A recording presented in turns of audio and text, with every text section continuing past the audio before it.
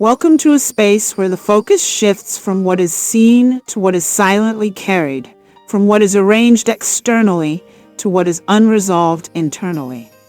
This channel exists to challenge the illusion that control over your environment equals control over your life.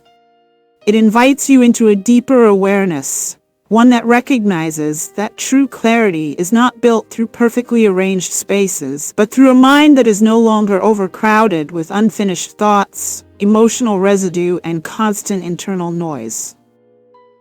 Here we move beyond surface-level minimalism and into something far more transformative, emotional minimalism, the discipline of clearing what cannot be seen but is always felt.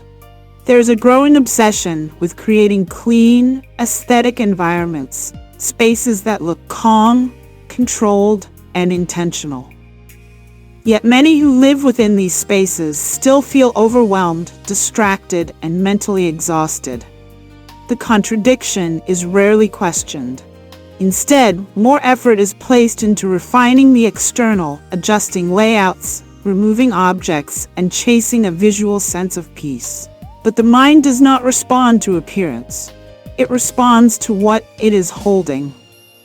A perfectly organized room cannot quiet a mind that is running endless loops in the background, revisiting conversations, anticipating outcomes, and carrying unresolved tension. This is where the deception begins. The act of organizing physical space creates a temporary sense of control. It produces a quick reward, a visible result that signals progress. But this progress is often misleading.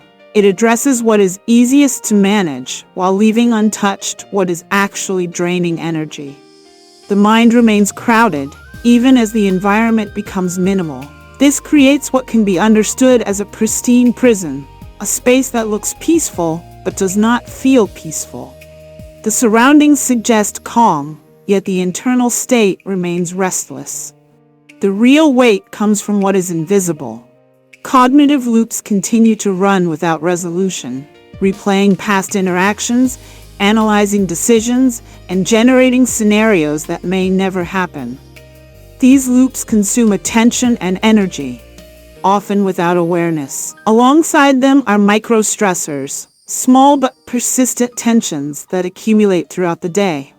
Unanswered messages, postponed decisions, incomplete tasks, and subtle emotional reactions all contribute to a background noise that never fully stops. Over time, this noise becomes the default state, making true stillness feel unfamiliar. Even when physical clutter is removed, this mental residue remains. Decision fatigue continues to build, not from choosing what to keep or discard in a room, but from the constant stream of internal evaluations. Every unresolved thought demands attention, every open loop requires energy, and the mind becomes a storage space far more crowded than any physical environment. This is why external order does not automatically translate to internal clarity. The two are not directly connected, and focusing only on one creates imbalance. To move toward emotional minimalism, the focus must shift inward. Instead of sorting objects, there is a need to audit thoughts. This begins with identifying what is being carried unnecessarily. Not every thought deserves to remain active, and not every concern requires continuous attention. Some loops exist simply because they have never been consciously closed. Others persist because they are repeatedly revisited without resolution. The process of auditing involves recognizing these patterns and deciding whether they serve a purpose or simply occupy space. This requires a new kind of sorting, one that is not based on physical utility but on mental impact. Certain thoughts are essential. They guide decisions, support growth, and provide clarity. Others are repetitive, draining, and unproductive. The challenge is to distinguish between reflection and rumination. Reflection leads to understanding and eventually closure. Rumination leads to repetition without progress. Emotional minimalism is the discipline of reducing rumination and prioritizing clarity. As this process develops, the importance of internal silence becomes clear. Silence is not merely the absence of sound, it is the absence of unnecessary mental activity.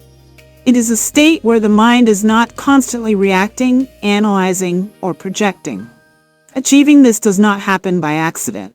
It requires intentional boundaries, especially in how information is consumed.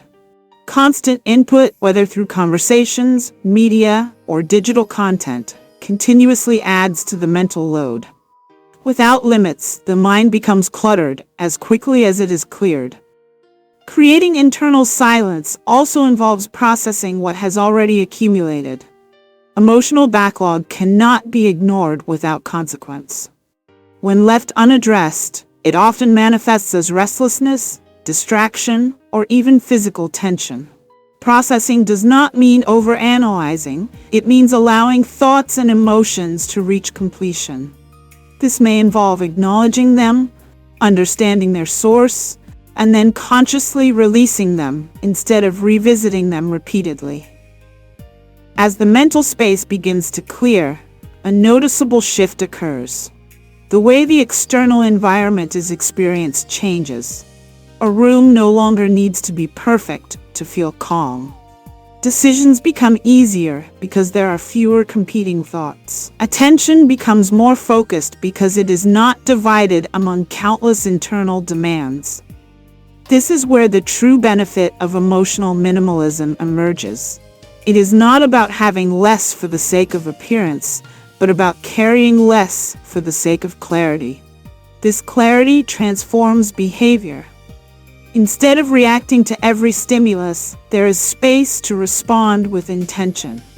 Instead of feeling constantly behind or overwhelmed, there is a sense of presence. Actions become more aligned with priorities because those priorities are no longer buried under layers of mental noise. The energy that was once spent maintaining unnecessary thoughts becomes available for what actually matters. Over time, this creates a different relationship with both the mind and the environment. The need to constantly adjust external conditions decreases because stability is no longer dependent on them. The environment can still be organized and intentional, but it is no longer used as a substitute for internal order. The focus remains on maintaining clarity within, knowing that this clarity will naturally influence how everything else is managed. This is the essence of emotional minimalism. It is not about rejecting physical organization, but about recognizing its limits. It is about understanding that true relief does not come from what is removed from a room, but from what is released from the mind. It is about shifting attention from what is visible to what is constantly operating beneath the surface. Thank you for being part of MindCare's self-care. Continue to prioritize what cannot be seen but deeply affects how you think, feel, and move through your life. A clear space may look peaceful, but a clear mind creates real peace. When the internal noise is reduced, everything else begins to align with greater ease, and clarity becomes not just a moment, but a way of living.